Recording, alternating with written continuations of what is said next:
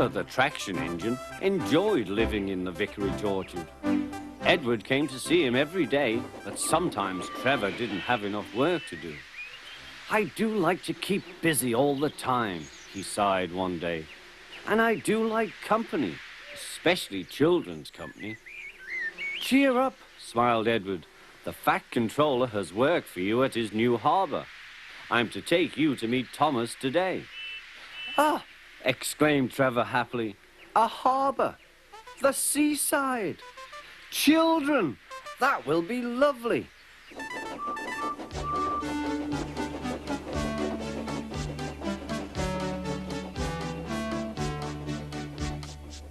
Thomas was on his way to the harbour with a trainload of metal pilings. They were needed to make the harbour wall firm and safe. "Hello, Thomas," said Edward. "This is Trevor, a friend of mine. He's a traction engine." Thomas eyed the newcomer doubtfully. "A what engine?" he asked. "A traction engine," explained Trevor. "I run on roads instead of rails. Can you take me to the harbour, please? The Fat Controller has a job for me." "Yes, of course," replied Thomas, but he was still puzzled. Workmen coupled Trevor's truck to Thomas's train, and soon they were ready to start their journey.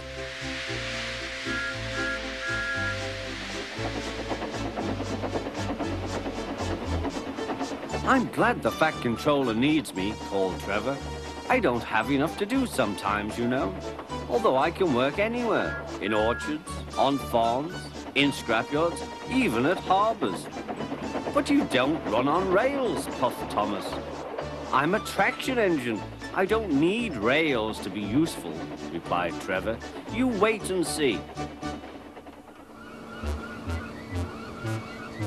When they reached the harbour, they found everything in confusion. Trucks had been derailed, blocking the line, and stone slabs lay everywhere. "We must get these pilings past," said Thomas's driver. "They are essential. Trevor, we need you to drag them round this mess." "Just the sort of job I like," replied Trevor. "Now you'll see, Thomas. I'll soon show you what traction engines can do." Trevor was as good as his word. He dragged the pilings clear with chains and towed them into position. "Who needs rails?" he muttered cheerfully to himself.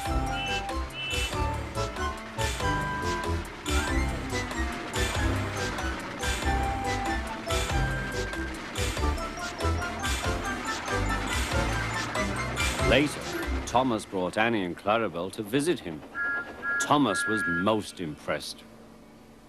"Now I understand how useful a traction engine can be." The coaches were full of children. Trevor gave them rides along the harbour. He liked this best of all.